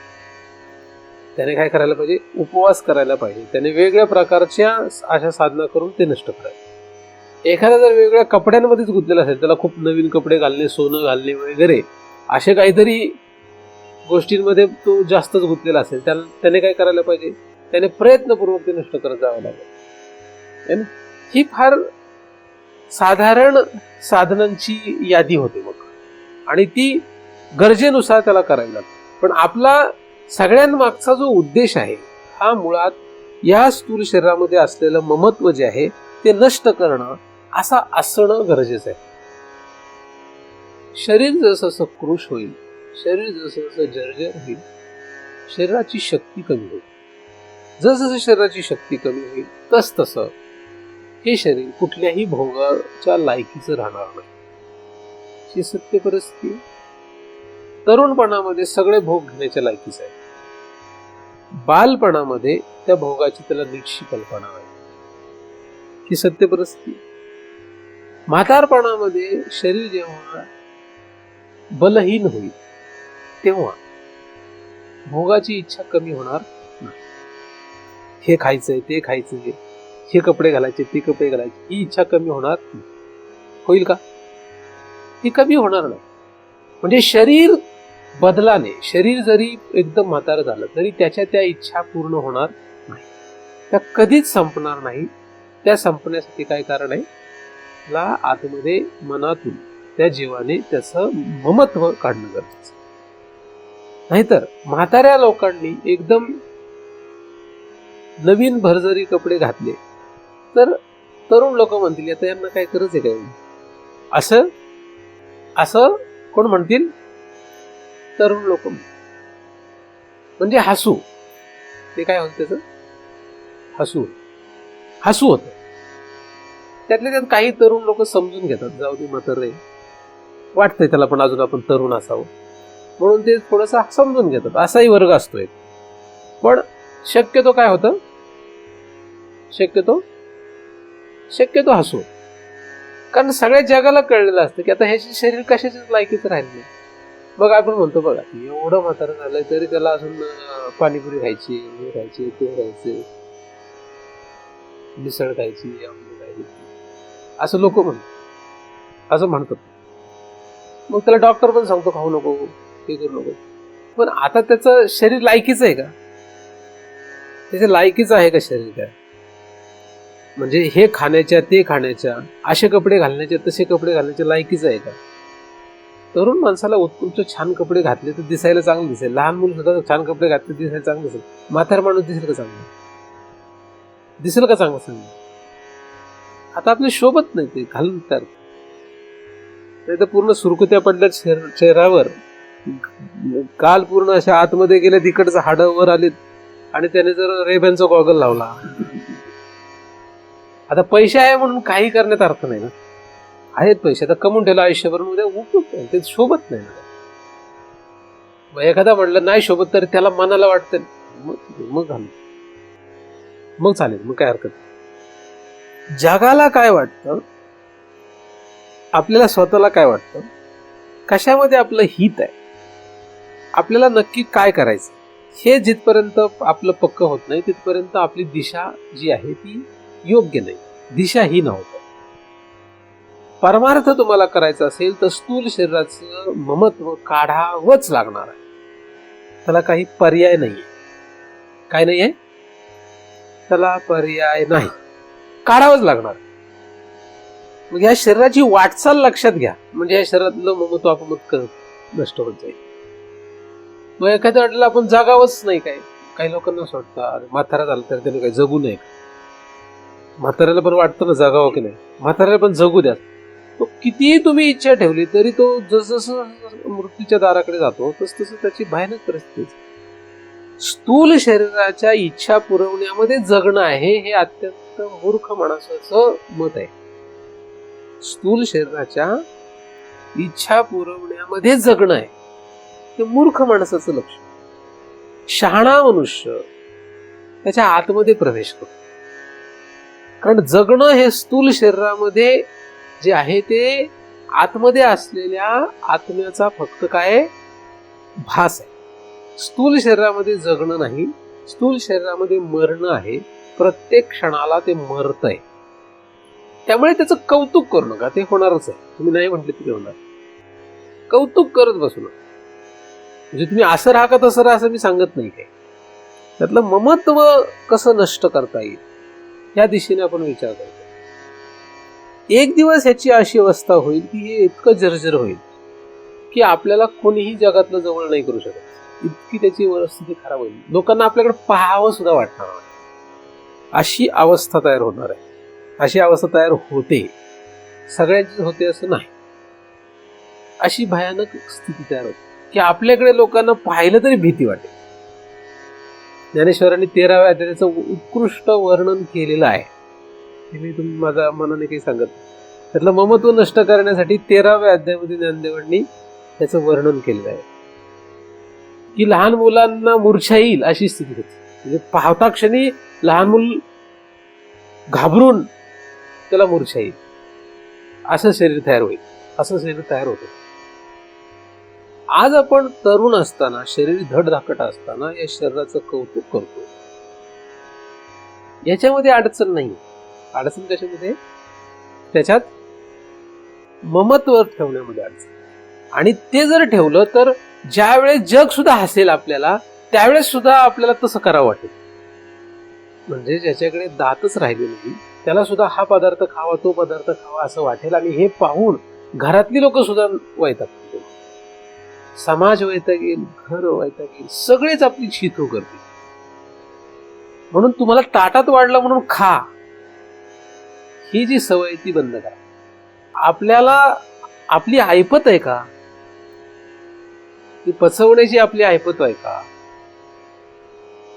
त्याने आपलं ममत्व वाढणार आहे का? इत्यादी विचार करून खा. कारण मी तुम्हाला सांगितलं की अत्यंत कृश शरीर झालं, शक्तिहीन झालं, तरी सुद्धा ह्या इच्छा कुठल्याच बंद होणार नाही, कुठलीच नाही. नवीन कपडे घालण्याची इच्छा सुद्धा अत्यंत शरीर जर्जर झालेल्या माणसाची सुद्धा संपत नाही. शक्ती एकदम नष्ट झाल्यामुळे त्याला घालता येत नाही ती कपडे, नाही तर त्याला पण ती इच्छा राहते. त्या व्यक्तीला तसं वाटतं. एकदम म्हाताऱ्या कोताऱ्यांच्या गळ्यामध्ये, स्त्रियांमध्ये शक्यतो सोन्याचे दागिने वगैरे असे एवढे मणी वगैरे गुंतवलेले तुम्ही पाहिले असते. लग्नामध्ये शक्यतो भेटतात अशी मंडळी. आपण जर विचारलं त्या आजीला, आजी तुला काय आत्ताची गरज आहे का? म्हणजे एवढं गळ्यात सोनं लटकवायची काय गरज आहे का आजीला? देऊन टाक नातीला, सुनेला देऊन टाक. सुनेला नसेल द्यायचे तर नातीला देऊन टाक, नाही तर पोरीला दे, कोणाला तरी देऊन टाक. पण आजी काय सोडते का? सोडते? लोक गप्प बसतात. तुम्हाला वाटतं लोक गप्प बसतात का? ते विचार करता आजी कधी जाते. गेले की मनी वाटून घेतात ते, 2 हिला 2 तिला 2 तिला. मग बरं वाटतं त्याला सगळ्यांना. मनी वाटून गेली आजी. काय म्हणतात की जाऊ दे आजी सोबत मनी पण जाऊ दे, मग जाळून टाकतो. मनी काय जाळतात काय? मग काही टपून बसलेले असतात राख गोळा करायला. ते राखेत शोधतात आणि सांगतात की नाही आम्ही टाकून दिले इंद्राणीला. कुठलं काय, घरी घेऊन गेले ते. असे पण असतात माहिती आहे की नाही तुम्हाला? जे राख गोळा करून घेऊन जातात, लोकांना वाटतं त्यांनी ते पाठवून दिले. कुठे? इंद्रायणीला गेले. ते राख इंद्रायणीला गेली, मणी यांच्या घरी गेले. असो, जगाची दृष्टी, जगाची दिशा वेगळी. तुम्ही त्या दिशेला जाणार असेल तर तुमच्यासाठी हा विषय नाही. मी काही समाज सुधारक नाहीये. तुम्ही हे जरी पाळलं तरी समाज सुधरून जाईल, पण मी समाज सुधारण्यासाठी चिंतन सांगत नाही. कारण देव हा माझा विषय आहे, आत्मा हा माझा विषय. स्थूल शरीर अशा दिशेने निघालंय. कशा दिशेने? अशा दिशेने निघालेला आहे. म्हणून याची व्यवस्था करताना ममत्व राहणार नाही असं काहीतरी करा, असा प्रयत्न कर. आणि आग्रह नाही, निग्रह नाही. हे 2 गोष्टी लागतात. निग्रह पण नाही, आग्रह पण नाही. स्वतःच तपासायला काही हरकत नाही. स्वतःच तपासायला हरकत नाही. स्वतः कसं तपासता येतं? समजा तुम्हाला सोन्याचे दागिने घालण्याची हौस असेल, त्यामुळे स्थूल शरीराशी ममत्व तयार झालेलं असेल. पण सोन्याचे दागिने स्थूल शरीराला घालतो, मनाला घालता नाही येत. सोन्याचे दागिने कोणाला घालतात? स्थूल शरीराला घालतात. मनाला घालता येतील का? मनाला घालता येत नाही. मनाला कुठलाही दागिना घालता येत नाही, हा स्थूल दागिना. पण आपल्याला दागिन्यामध्ये, सोन्यामध्ये आपण गुंतलेलो आहोत का नाही हे आपल्याला तपासायचं असेल तर कसं तपासता येतं? सोपं काम आहे. कधी तपासता येईल? कधी तपासता येईल आपल्याला? क्षण एकदम पक्का असतो. दागिने आपण कायम कुठे ठेवतो? ज्यांच्याकडे आहे त्यांचं सांगतो, ज्यांच्याकडे नाही त्यांचा प्रश्न नाही. कारण काही लोकांना माहित नाही कुठे ठेवतो. दागिने आपण लॉकरमध्ये ठेवतो ना. कुठे ठेवतो आणि कधी काढतो? काहीतरी कोणतरी लग्न आलं किंवा काहीतरी कार्यक्रम आला की लगेच पळा, काढा, घाला. बाकी दिवस पुन्हा आता उलट करा. प्रयोग म्हणून उलट करा. लग्नाच्या वेळेस लॉकरमध्ये, लग्नाच्या वेळेस दागिने कुठे न्यायचे? लॉकरमध्ये ठेवायचे. ज्यावेळेस कोणीच बघणार नाही त्यावेळेस घालून फिरायचं. म्हणजे आपल्याला कोणीच बघणार नाही त्यावेळेस दागिने घालून फिरायचे. म्हणजे कुठं? घराचा दरवाजा लावला, की दागिने घालायचे, स्वयंपाक करायचा, घरात वावरायचे, इकडे तिकडे दागिने घालून फिरायचे. हौस आहे ना दागिन्याची म्हणून. आणि कोणी बेल वाजवली, पहिले दागिने काढायचे, लपून ठेवायचे आणि मग बेल उघडायचे. आले की दिसलंच नाही पाहिजे दागिना कुठलाच. बघा, प्रयोग करून बघा, तुमच्या दागिन्याची हौसच संपून जाईल. कारण आपण दागिने याच्यासाठी नाही घालत की हे शरीराला आवडतात. आपण दागिने यासाठी घालतो की लोक आपल्याला पाहतील आणि म्हणतील, वा काय श्रीमंत आहे. दुसऱ्याकडूनचे मागून आणले असले तरी आपण स्वतःच्याच लॉकरचे, दुसऱ्याच्या लॉकरचे पण आणतो. हे तर फारच भयानक परिस्थिती, भयानक परिस्थिती. स्वतःचे घालायला जिथे परवानगी नाहीये, ममत्व येत असेल तर दुसऱ्याचे दागिने आणायचे, लग्नात घालून मिरवायचं, ती भयानक परिस्थिती काय. ही लोक कुठल्याच दिशेने चाललेत असं मला वाटतं. आता मला खायला प्यायला घालतात, मी कधी गेलो तर त्यांच्याकडे चहा पाणी मिळतो म्हणून मला काही म्हणता येत नाही जास्त, पण एवढा एक चान्स मिळतो इथं म्हणून मग मी बोलतो. तसं मला नंतर बोलता नाही. तर तुम्हाला दागिन्याची हौस संपवायची आहे का? एकदम सोपं काम सांगितलं. बघा, प्रयोग करून बघा. तुम्ही प्रयोग करणार नाही मी सांगतो ते, पण प्रयोग करा तुम्ही. आता उद्या जाऊन सगळे दागिने घरी घेऊन या आणि काय करायचे, कधी घालायचे, कोणी आपल्याला पाहणार नाही अशा वेळेस घालायचे. तर आपल्याला हौस आहे ना ती, जगाला हौस आहे का आपल्याला हौस आहे? आपल्याला. त्याचं मूळ सांगतो मी तुम्हाला, मग ते कसं नष्ट होईल. असं केलं रे केलं की काही दिवसानंतर तुम्हाला लग्नात दागिना घातला काय आणि एकांतात घातला काय, नाही घातला काय, काहीच वाटायचं का. तुमची ती इच्छाच खलास होईल. इच्छा खलास होईल म्हणण्यापेक्षा त्यातलं ममत्व नष्ट होईल. म्हणजे घालायची इच्छा होती ती पण पूर्ण केली का नाही, मी केली का नाही. तुम्हाला घालायची इच्छा होती ती पूर्ण केली आणि ममत्व नष्ट करण्याचाही प्रयत्न केला. असं काय होईल, प्रयोग ह्या. उदाहरण म्हणून दागिने घेत, तसंच कपड्यांचं पण आहे. तुम्हाला चांगले नवीन नवीन कपडे आवडतात का नाही. भांडी घासताना नवीन कपडे घालायचे, सगळे नवीन कपडे काढून ठेवायचे घरात. कोण भांडी घासायची वेळ आधी आपल्याला येते वेळ, पुरुष मंडळींना सांगतोय मी. तर ह्या वेळेस काय करायचे, नवीन कपडे काढायचे सगळे. लागणारा निघालं एकदम जुने कुठले ते मळके धुवून घालायचे, असं जायचं लागणार. कपड्यातलं तुमची हौसच नष्ट होईल, कपड्यातलं ममत्व नष्ट होईल. आणि मग तुम्ही नवीन कपडे घातले का जुने कपडे घातले त्याच्यात एवढा काही फरक नाही. कपडेल फरक. आपण 4 चौघात जायचं, नीट जावं लागतं. नीट जावं लागतं म्हणजे मी काय दुसरं काय करतोय ना, नीट जावं लागतं. मी काय त्यांच्यासारखं राहावं. त्याच्यातलं आपलं ममत्वामुळे आपण गुंतलो, हा महत्वाचा भाग. त्यांच्यात तुम्ही चांगल्या रीतीने जा का कसं जा, हा नाही विषय माझा. तुमचं ममत्व नष्ट झालं, तुम्ही नवीन कपडे घालून दागदागिने घालून जा, त्यांनी काय होत. पण ममत्व नष्ट झालं तर, पण त्यामुळे आपलं ममत्व वाढलं. सामाजिक हानी तर कितीतरी आहे त्यामध्ये. कारण सोनं घालायचं म्हणजे काही साधी गोष्ट नाही. त्यासाठी आपल्याला पैसे कमवावे लागतात. पैसे सरळ मार्गाने जास्त सोनं कमवता येत नाही. त्यासाठी लबाडी करावी लागते, हसवावं लागतं लोकांना. ह्याची टोपी त्याच्या डोक्यात टाकावं लागते, बरंच काय करावं लागतं. तेव्हा सोनं वाढतं का विनाकारण वाढेल. तुम्ही आयुष्यभर कामगार म्हणून नोकरी केली, तुम्हाला किती सोनं आहे तुमच्याकडे? काही सोनं. ज्यांच्याकडे सोनं वाढले त्यांनी काही असं कष्ट करून थोडी कमवले असतात, त्यांचं वाढू शकत नाही. सृष्टीमध्ये असं कोणाच वाढत नाही. शिवाजीला सुद्धा चोऱ्या मारा कराव्या लागल्या तेव्हा सोनं मिळालं शिवाजीला. शिवाजीला काही सरळ मार्गाने मिळालं काही नाही मिळालं. माहिती नाही शिवाजीने सोनं कसं मिळवलं. मग तिकडे चोऱ्या माऱ्या केल्या, त्या लुटलं म्हणजे आपला माणूस आहे म्हणून आपण लुटलं म्हणतो. लुटलं कुठलं आलं, चोऱ्या केल्या. काम चांगलं केलं तो भाग निराळा आहे, पण केले काय ते लोक म्हणतील का, हे देव माणूस आला आणि आमचं सोनं आम्ही त्याला बहाल केलं. ते म्हटलं चोरलं आमचं त्यांनी, असंच म्हटले असतील ना ते लोक, का नसतील म्हटले. सरळ काय नाही तर मिळालं असतं शिवाजीला. काही राज्य नसतं स्थापन करताना, काहीच नसतं करताना. त्यांचा हेतू निराळा आहे, चांगला आहे, तो वेगळा भाग आहे, विषय वेगळा आहे. तो अर्थात माझा विषय नाही तो. पण ज्या गोष्टीने आपण गुंततो, स्थूल शरीर हे कसं गुंतवतं आपल्याला, त्याचा विषय तुम्हाला सांगतो. ममत्व हे बीज आहे, पडलेलं बीज आहे.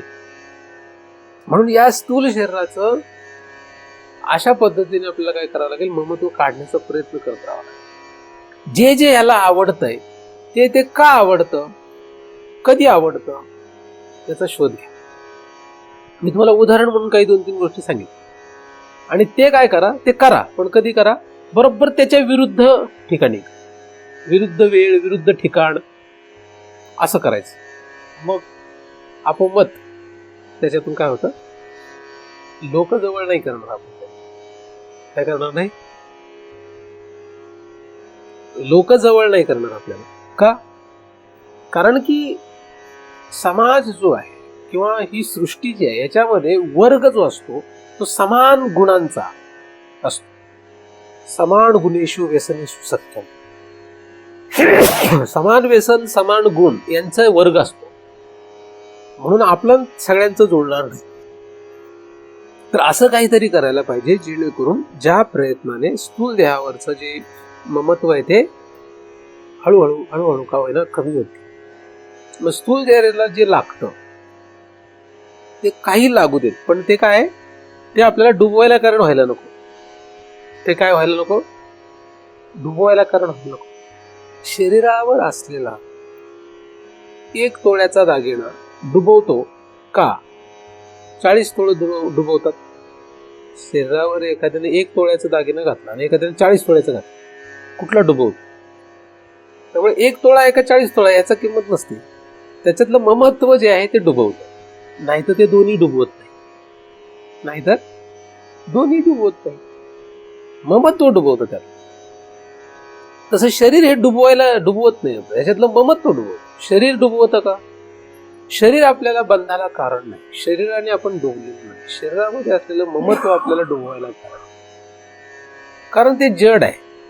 जसं सोनं जड आहे, जसं हे कपडे जड आहेत, तसं शरीर सुद्धा जड आहे. ते डुबवायला कारण होते. ते म्हणजे त्यातलं ममत्व. त्यातलं ममत्व नष्ट केलं तर ते शरीराची व्यवस्था सगळी होती. त्याने काय होतं, डोळे पाहतात, कान ऐकतात, सगळं होतं त्याचं काय होतं, सर्वच होतं. पश्यन शृण्वन अश्रन जिघ्रन है ना, सगळं होतं त्याचं. काही होत नाही त्याच्यात लिहिलं आहे, सगळं होतं त्याचं. ओमिनिशन निमिशन लोपी सगळंच होतं, म्हणजे काही राहत नाही, ते सगळंच होतं. पण तो त्याच्या पलीकडे गेलेला असतो. ते तुम्ही श्लोक बघा, त्या श्लोकामधल्या ओव्या बघा. त्याच्यातलं ममत्व जर आपण काढलं तर आपण डुबणार नाही. म्हणजे तर पुढे जाऊ, आपल्याला जायचंय पुढे, पण कधी जाऊ? शरीराच्या बाहेर असलेल्या कशातही ममत्व नाही. ममत्व नष्ट करण्यासाठी काय काय करायला पाहिजे मी तुम्हाला सांगितलं. तुम्ही केलं तर पुढे जाल, नाहीतर जाणार नाही, हे पक्क आहे, त्यामध्ये काही शंका नाही. दुसरी गोष्ट, शरीराचं ममत्व काढावंच लागेल. नाही काढलं तर पुढे जाऊ शकत नाही, त्याला दुसरा काहीही उपाय नाही. म्हणजे शरीराच्या बाहेरचं आणि शरीर हे 2 गोष्टी आपण ममत्वातून काढल्या. शरीराच्या बाहेरचं ममत्व काढण्यासाठी मी सांगितलं होतं काय करायचं, आपलं कुठलंही नाव, कुठंच नाव ठेवायचं नाही. आपलं नाव सगळ्यातून कट करून टाकायचं, कुणाच्याच यादीत नाव राहिलं नाही पाहिजे. की आपोमत काय होईल, बाहेरचं ममत्व नष्ट होईल. तुमचं नाव कुठंच नसलं तर तुम्हाला कोणीच विचारणार नाही. तुमचं नाव कुठेतरी असलं की तुम्हाला लोक विचारत राहणार. तुमचं नाव कुठेतरी असलं की तुम्हाला विचारत राहणार, कारण तुम्हाला विचारायचं म्हणून नाही विचारणार ते. तुम्हाला ज्याच्यात नाव आहे त्याच्यात त्यांना रस आहे. म्हणजे पलीकडल्या प्लॉटमध्ये समजा आपलं नाव आहे तर लोक आपल्याला विचारणार. का विचारणार? आपल्याला विचारायचे म्हणून ते आपल्याला नाही विचारणार, त्यांना त्या प्लॉटमध्ये रस आहे म्हणून ते आपल्याला विचारणार. तुम्ही त्याच्यातलं नाव काढून घ्या, तुम्हाला ते विचारणार नाही. जेवढे संबंधित आहे तेवढे मला कोणी विचारत नाही, कारण माझं कुठंच नाव नाही, त्यामुळे विचारतच नाही कोणी. तुम्हाला विचारतात का नाही लोक, आणि तुमचं काहीतरी आहे कुठंतरी, तर म्हाताऱ्या लोकांनी तरी सावध व्हा आणि बाह्य कुठल्याही याच्यामध्ये आपलं काही ठेवू नका. किती ठेवा, गरजेपुरतं ठेवा, तर त्यात ममत्व ठेवणार. किती ठेवायला पाहिजे? गरजेपुरतं ठेवायचं. गरज किती आहे त्याचं काही सांगता येत नाही. गरज किती आहे ते सांगता येत नाही. तर तुम्ही अंदाज एक बांधा की 10 लाख रुपये जर आपल्याकडे असेल, 10 लाख रुपये बँकेत ठेवले चांगल्या बँकेत, तर त्याचं एवढं व्याज मिळेल, तेवढ्या व्याजावर एवढे पैसे मिळतील, एवढ्या पैशातून आपण एवढी उदरनिर्वाह करू शकतो. त्याच्यानंतर उरलेलं सगळं काय करा, उरलेलं नाव कुठंच ठेवू नका. फटाफट लवकर पुढच्या आठवड्यात तरी करा. तुम्हाला घरच्या हाकलून देतात बघा. तुम्ही एवढं केलं की तुमची देवाकडची वाटच एकदम सुखकर. मला वाटलं ह्यावेळेस कोणीतरी येईल असं एखादं तरी की जे सांगेल बाबा आता सगळं पोराच्या नावावर करून टाकलं आम्ही, फक्त आता एवढे आमच्या नावावर आहे. आणि तुम्ही एकदमच जर झाले तर ते काय करतील सांगता येत नाही. तुम्ही आधीच त्यांच्या वाटे देऊन टाकायचे. काय म्हातारे तसे हुशार असतात, ते करून टाकतात, त्यांच्या नादीला लागत नाही. एकदा त्यांना त्यांचा वाटा मिळाला की तुम्हाला ते विचारणार पण नाही येत कोणीच. जिथपर्यंत जगाला आपला उपयोग आहे तिथपर्यंत जग आपल्याला विचारतं. ज्या दिवशी आपल्याला आपलाच उपयोग राहत नाही, जगाला तर उपयोग राहण्याचा प्रश्न येत नाही, त्यावेळेस जग आपल्याला कोणीही विचारत नाही, कोणीही विचारणार नाही. आणि विचारलं तरी काहीतरी लाजगाज किंवा काहीतरी कारणाने विचारत नाही, तर कोणी विचारत नाही. काहीतरी कारणाने कोणी विचारलं नाही. शरीराची अशी दशा आहे, या नात्यांची अशी दशा आहे, ही सत्य परिस्थिती. याच्यातून सावध व्हावं लागतं. त्यातही काही लोक तुम्हाला सांभाळून घेतील, तुमच्या उत्तर काळापर्यंत, शेवटच्या क्षणापर्यंत सांभाळून घेणारी पण जगामध्ये लोक असतील, सापडतील. सगळेच खराब असतात, पण त्याने आपला हा प्रवास होणार का याचा विचार करा. या दिशेने आपल्याला जाता येईल का, तर जाता येणार नाही. कारण हे जे आहे हे चांगले जरी मिळाले तरी आपलं नशीब चांगलं आहे म्हणून ते चांगले मिळाले, पण त्यामध्ये आपण ममत्व ठेवून गुंतून राहिल्यामुळे देवाकडे आपण जाऊ शकत नाही. देवाकडे जाणं म्हणजे कुठे आहे, देवाकडे जाणं म्हणजे पंढरपूरला नाही. कारण पंढरपूरला जायचं असेल तर तुमची लेकर तुम्हाला घेऊन जातील, पण देव पंढरपुराला नाहीये. देव जो आहे तो आतमध्ये आहे. देव कुठे आहे? पंढरपूरचा जो देव आहे तो वेगळा देव आहे. वेगळा देव म्हणजे काय? आतमध्ये असलेल्या देवाचं ते प्रतीक आहे, ते त्याचं रूपक आहे. म्हणजे पांडुरंग पंढरपुरात जो आहे तो आतमध्ये असलेल्या पांडुरंगाचं रूपक आहे. आणि आपल्याला पांडुरंगाकडे जायचंय म्हणजे आत जायचंय. आत्मा हा पांडुरंग आहे. काय ही पंढरी आत्मा हा? तर त्या आत्मा रूपी पांडुरंगाकडे जर जायचं असेल तर आपल्याला तसा प्रवास सुरू करावा लागेल. कधी सुरू करणार? सुरू कधी करणार? अजूनही आपण कशातही गुंतलेलोय. तुम्ही म्हणाला होतं पण आमच्या संसारातलं हे कमी, तुमचं काहीच संपणार नाहीये. काही कुठलीच गोष्ट संसारातली संपणार नाही. तुम्ही संपणार, पण संसारातलं कुठलंच तुमचं कार्य संपणार नाही. म्हणजे आधी असं वाटलं की पोरीचं लग्न झालं की आपण झालं मोकळं, मग वाटलं पोराचं लग्न झालं की मोकळं झालं. ती गप बसतात का ती लोक? त्यांनी पुढे अजून पोरं निर्माण केली ना. मग तुम्हाला वाटेल नातवंडाचं लग्न झालं की मोकळं. मी तर अशी बघितलं ती पण तू बघितली लोकांनी, खापर पण तू बघितलं तरी त्याचे काही संपलं का? ते संपत नाही. बरं, अडचणी कोणाच्या संपतील? संपणार नाही. तुम्ही कोणाकोणाला उपयोगाला येणार आहे? तुम्ही, पण आपल्याला तर करावंच लागणार. करावं लागणार म्हणजे तुम्ही करायचंच म्हटलं तर तुम्ही मरेपर्यंत तुम्हाला लोक सोडणारच. ते म्हणून कराच आमच्यासाठी काही. कोण लोक म्हणेल? समजा माझ्याकडे एक चांगली गाडी आहे आणि मला जर माझ्या बापाने सांगितलं की तुला ही गाडी जाऊ दे, तर तुला नवीन देतो गाडी. म्हणजे माझ्याकडे मारुती कार आहे आणि मला जर माझा बाप म्हटला तुला ऑडी देतो, तर मी नाही म्हणाल का? आणि म्हातारं माझं मरायला टेकले असं धरू तर मी नाही म्हणणार का? सांग.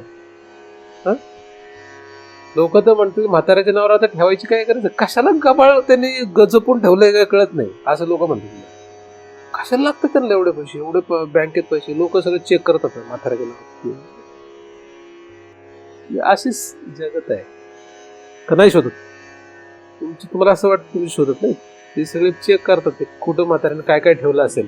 आणि मेलं म्हातारं तसंच, तर आपल्याला काहीच मिळायचं नाही. म्हणून काय काय लोक इतकी हुशार आहे ते म्हाताऱ्याला बरोबर गुढीगुढीने विचारून घ्या कुठं कुठं काय काय त्याचं. तुम्ही पण करत असेल तुमच्या म्हाताऱ्यांच्या वरती, तुमची लेकर तेच करणार आहेत, काळजी करू नका. तर आपली जी ही व्यवस्था, हे काही कोणी आपण कोणाला मदत करत बसतो ह्याची काही कोणी आता बास असं म्हणणार आहे का?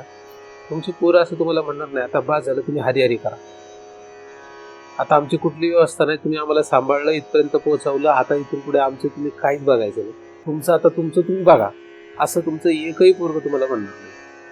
पोरग नाही, पोरगी नाही, सुन नाही, जावई नाही, कोणीच नाही म्हणणार. उलट ते म्हणतील बघा काय आहे का तुमच्याकडे, द्या उलट आम्हाला, काय मेल्यावर काय घेऊन जाणार का सोबत तुम्ही, असं म्हणणार. काय म्हणणार, काय मेलं तर काय म्हातारं घेऊन जाईल का वर, तरी वाटीना तरी देईना, असं लोक म्हणतात. ही परिस्थिती आहे. म्हणजे आपण कोणालाही कितीही पुरवायचं म्हटलं तरी हे कधीही त्यांचं पोट भरत नाही, कोणाचंच नाही. जगामध्ये कोणाचंही पोट कधीही भरत नाही, म्हणून आपण कोणाला पुरणार आहे. पण आपल्याला वाटतं नाही आता हे करावंच लागेल, असं करावं लागेल, हे ममत्व आहे.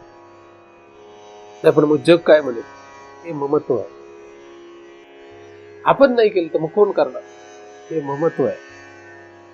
एकदम मरायला टेकलेले म्हाताऱ्या लोकांनी जरी तुमच्या मुलाची सगळी, त्याला सांगितलं तू काहीच करू नको, तुझी सगळी व्यवस्था करतो, म्हणजे मस्त आहे, चालू द्या. म्हणजे काही काही लोक अशी आहेत की त्यांनी त्यांच्या पोराचे लग्न केले, त्यांना घर तयार करून दिलं, त्यांच्यासाठी बँक बॅलन्स ठेवला, त्यांच्यासाठी प्रॉपर्टी ठेवली, अजूनही ते जर म्हटले की नाही तुमची आम्ही सगळी व्यवस्था करतो, त्यामुळे त्यांना आम्हाला कामच नाही करत, मस्त मजेत राहतो, बापाने सगळं करून, बाप मोठा आहे. आपण इतके ममत्वात आहोत. पक्षी सुद्धा पंख फुटल्यानंतर त्याच्या पिलाच्या नादी लागत नाही, शहाणे आहेत. एकदा पंख फुटले की तुझा विषय संपला. म्हणून मुलाचा मुलीचा विषय फक्त लग्न होईल, त्याच्या पुढे मोह सुरू. आणि तुम्ही म्हटले नाही आता करावंच लागणार, तुम्ही मरून जाल पण तुम्हाला करावंच लागणार. कुठलं करावं लागेल तुम्हाला, तुम्ही मरून जाल, तुम्ही थांबणार नाही. हे सृष्टीमध्ये तुम्हाला थांबता येणार नाही. तुमचं ज्या क्षणाला मृत्यू येईल तिथपर्यंत तुमच्या पाठीमागे काळजी राहणार नाही. उलट तुम्ही खाटेवर जरी पडलेले असले आणि मरणाची घटका जरी मोजत असले तरी लोक येऊन सांगतील बघा ना, वाटायचं काय झालं, याचं काय झालं, त्याचं काय झालं, अहो मरायच्या आत विचारून घ्या त्यांना काय. असे लोक सोडणार. तुम्ही जरी अंथरुणावर खिळून पडले तरी लोक येऊन तुम्हाला त्यांच्या संसारातल्या अडचणी सांगतात. ह्याचं असंच झालं, ती अशीच म्हणते, हा असंच म्हणतो, ह्याचं तसंच आहे, तसं. तुमच्या मारण्याची त्यांना काही घेणं नाही. त्यांना त्यांचे प्रश्न मिटवायचे, त्यांची व्यवस्था करून घ्यायच्या. आणि त्यांना जेव्हा लक्षात येईल हे माता ह्याचं काही आपल्याला उपयोग नाही, तेव्हा ते तुम्हाला फक्त नावाला भेटायला येईल. त्यांना तुमची काही घेणं नाही. ही सत्य परिस्थिती आहे. पण तरी आपण त्यात गुंततो. ह्याचं नाव ममत्व. ह्याचं नाव काय, ममत्व. मग हे कधी नष्ट करणार, हे काढणार कधी, हे नष्ट करणार का नाही करणार. जर आत्मा हवा असेल तर हे नष्ट करावं. आत्मा जर पाहिजे तर हे नष्ट करावं लागेल. आत्मा नको असेल, आणि आत्मा कुठे आहे, आत्मा कुठे आहे, तो आतमध्ये आहे. म्हणजे इकडचा बाहेरचं ममत्व काढल्याने आत प्रवेश होतो. कोणाचा, त्या जीवाचा. म्हणजे तो लक्षात घ्यायला लागतो. आणि त्याच्यामध्ये इतकी शक्ती आहे, जसे तुम्ही आत जाल तसं स्थूल शरीर अत्यंत जर्जर झालं तरी तुम्ही शक्तिवान राहाल. शारीरिक शक्तिवान नव्हे, तुमच्या जीवामध्ये तेवढी काय आहे शक्ती. म्हणून जे साधू लोक असतात ते जर्जर जरी झाले तरी ते काय असतात, आतमध्ये स्थिर शांत शक्तिवान असतात. बाहेर त्यांचं शरीर यातना दिसेल, वेदना दिसतील, पण आतमध्ये एकदम शांत स्थिर राहिलेलं असतं. आपण अंतर्बाह्य परेशान राहू, अंतर्बाह्य आपण वैतागलेला राहू, अंतर्बाहेर आपली परिस्थिती अत्यंत यातनामय असेल. साधारण माणसाची काय परिस्थिती, स्थूल शरीर जर्जर होईल, स्थूल शरीर यातनादायक होईल, मन यातनादायक होईल, जीवाला यातना होतील तीव्र, सगळे पिळवटून निघतील जस जसं तुम्ही मरणाकडे जा. कारण बाहेरचे लोक तुम्हाला नीट जगू देणार नाही. आणि हे शरीर सगळं, ही शरीर जी आहे ती त्या शरीराला पीळ बसेल. ही अशी अवस्था आहे. म्हणून सावध व्हा, ममत्व काढा. कारण यांच्या कोणाच्याही उपयोगाला आपण अनंत जन्म येऊ शकत नाही. त्यामुळे विनाकारण मुलाची व्यवस्था, मुलीची व्यवस्था, ह्याची व्यवस्था, त्याची व्यवस्था, ह्या भानगडीत पडू नका. अहो त्याचं कोण करणार? ममत्व कोण करणार? कोण करेल? ममत्व आहे ते करणार. तुमच्या शरीराचा रस काढायला सगळे तयार आहेत. कितीपर्यंत? कुठपर्यंत रस काढणार तुमचा? दिसतं पण फार चिपाड होईपर्यंत रस. तुमच्याकडे जेवढं तुम्हाला पिळून घेता येईल तेवढे घेणार आहेत हे सगळे. हे काही सगळे चांगले लोक नाहीत, हे चांगले जीव नाहीत, हे सगळे संसारी जीव आहेत. सत्य परिस्थिती लक्षात घ्या, मृत्यू हा जवळ आहे. मृत्यू येईपर्यंत संसारातला कोणीही तुम्हाला आत्म्याकडे जाऊ देणार नाही. हे त्यांचं कामच आहे. तुम्ही आत्म्याकडे जाऊ नये यासाठी हे ममत्व आहे, ही माया आहे. हे ममत्व कशासाठी आहे? यासाठी ही माया आहे. कारण ह्या जगातले कोणाचेही कुठलेही कधीही प्रॉब्लेम संपलेले नाहीत. आज हा आहे तर उद्या दुसरा आहे. महाराज पण आता एवढंच, आज एवढा आहे तर उद्या दुसरा आहे, दुसरा संपला की तिसरा आहे. आज ह्याचा आहे तर उद्या त्याचा आहे, परवा ह्याचा आहे तर त्याचा अजून 13वा दुसऱ्याचा आहे. संपणार आहे? संपणार नाही. आपण लोक नावं ठेवतील आम्हाला. ममत्व काय? आम्हाला उचलायला कोण येणार? भीती पण दुसरी पण आहे ना भीती. आपण नाही केलं जगासाठी आपल्याला उचलायला कोण येणार? काळजी आहे का नाही तुम्हाला? आपण जर यांची व्यवस्था नाही केली तर आपल्याला नंतर पाहायला कोणीतरी पाहिजे ना, उचलायला कोणीतरी पाहिजे. म्हणजे लोक उदाहरण म्हणून सांगतो, लोक म्हणतात की आपण जर यांच्या लग्नाला गेलो तर आपल्या पोराच्या लग्नाला कोण येणार? उदाहरण, आपण यांच्या लग्नाला नाही गेलो तर आपल्या पोराच्या लग्नाला कोण येणार? मग आता ह्याच्या पोराची पण लग्न झाली, आता तरी लग्नाला जातो, आता काय अडचण? तेव्हा असं म्हणत होता की आम्ही जर लग्नाला नाही गेलो तुमच्या सांगण्याप्रमाणे तर तुमच्या मुलाचं लग्न राहिले ना, तुम्हाला जावं लागेल. पण ज्यांचे झाले मुलाचे लग्न, मग ते म्हणजे आमच्या नातवंडाच्या लग्नाला कोण येणार? नातवंडाच्या लग्नापर्यंत हा कुठं असणार? आणि ह्याचं तोंड बघून येणार आहे का? उदाहरण सांग. तर सांगण्याचा मुद्दा काय की हे आपण आपले भ्रम तयार करून घेतले. आत्मा हवा असेल जगाच्या नादीला, जगाची हौस असेल हा तुमचा विषय नाहीये. आपण काय आग्रह केला का इथे कोणाला? कोणालाच आग्रह केला नाही. आत्मा हा कोणालाही आग्रह करीत नाही की तुम्ही माझी प्राप्ती करून घ्या. आत्मा हा कोणालाही आग्रह करीत नाही. करतो का? देव हा कोणाला आग्रह करतो का तुम्ही माझी प्राप्ती करून घ्या? आग्रह करत. आपण त्वचा तो जीव ठरवत असतो. तसं तुम्हाला काही आग्रह नाही. तुम्हाला जिकडे राहायचं तिकडे राहू शकतो, जिकडे राहायचं तिकडे तुम्ही मजा करा, असं काही नाही. बरं, यांची व्यवस्था करून ममत्व घालवता येत असेल तर सगळ्यांची व्यवस्था करा, काही फरक नाही. आता ही जरा दुसरी भूमिका आहे, पण ती अवघड आहे. ठीक आहे, सगळ्यांची व्यवस्था करा, पण ममत्व नाही पाहिजे. ममत्व सोडून जर व्यवस्था करता येईल तर करा. सगळ्यांची व्यवस्था करा. मुलाची करा, मुलीची करा, भावाची करा, बहिणीची करा, बायकोची करा, नातवंडाची करा, सगळ्यांची व्यवस्था करा. पण कसं? ममत्व नाही राहिलं. ममत्व न ठेवता जमलं तर करत, काय हरकत नाही. समाज सुधारक लोक असतात, काही समाजामध्ये समाज सुधारक लोक, ते सगळ्यांची व्यवस्था करतात, पण त्यांचं कोणात ममत्व नसतं, ते त्याच्या परे असतं. सगळ्यांची व्यवस्था करतात साने गुरुजी, कोणात ममत्व नाहीये. पण ममत्वाच्या पलीकडचं प्रेम आहे.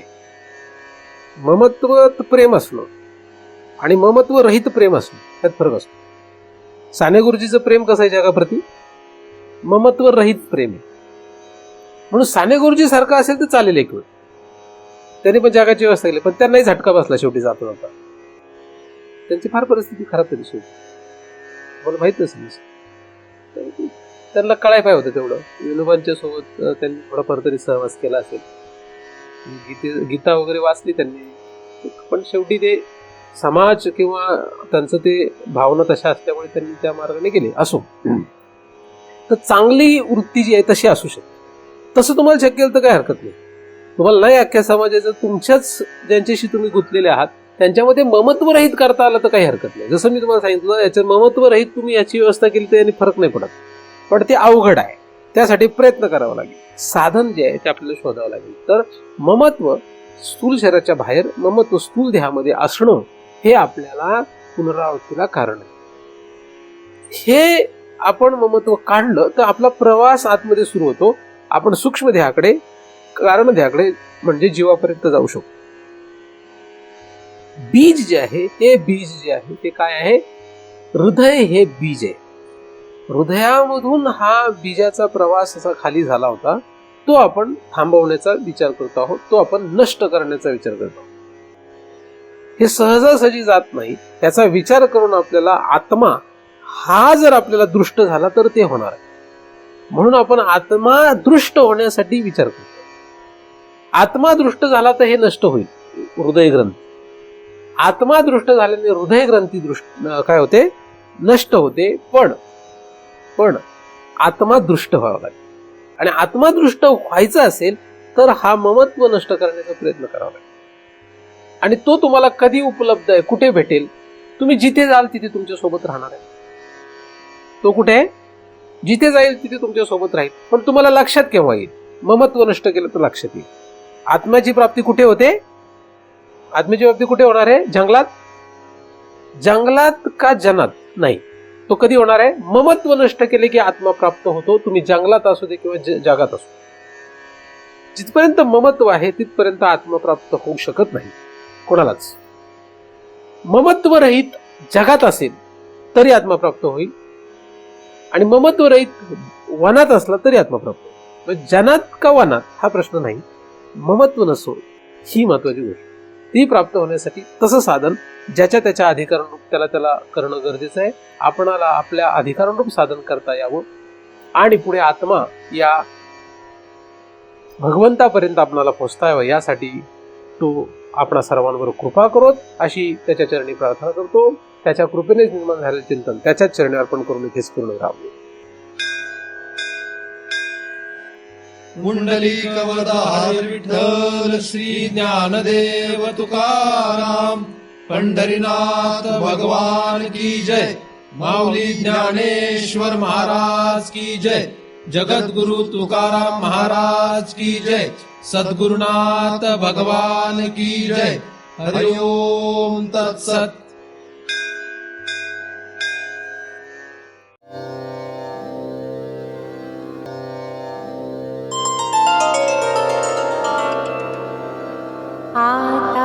विश्वात्मके देवे येणे वाक्यज्ञे तोषावे तोषोनी मज द्यावे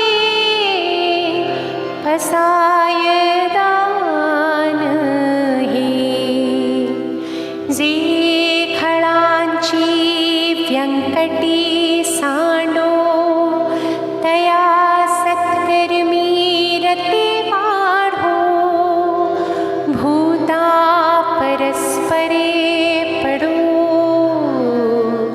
मैत्र जीवांचे दुरितांचे तिमिर जावो विश्व स्वधर्म सूर्ये पाहो जो जे वांछिल तो ते लाहो प्राणी जात वर्षत सकळ मंगळी ईश्वर निष्ठांची मांदियाळी अनवरत भूमंडळी भेटतो भूता चला कल्पतरूंचे आरव चेतना चिंतामणीचे गाव बोलते जे अर्णव पियुषाची चंद्रविजे अलांछन मार्तंड जे तापही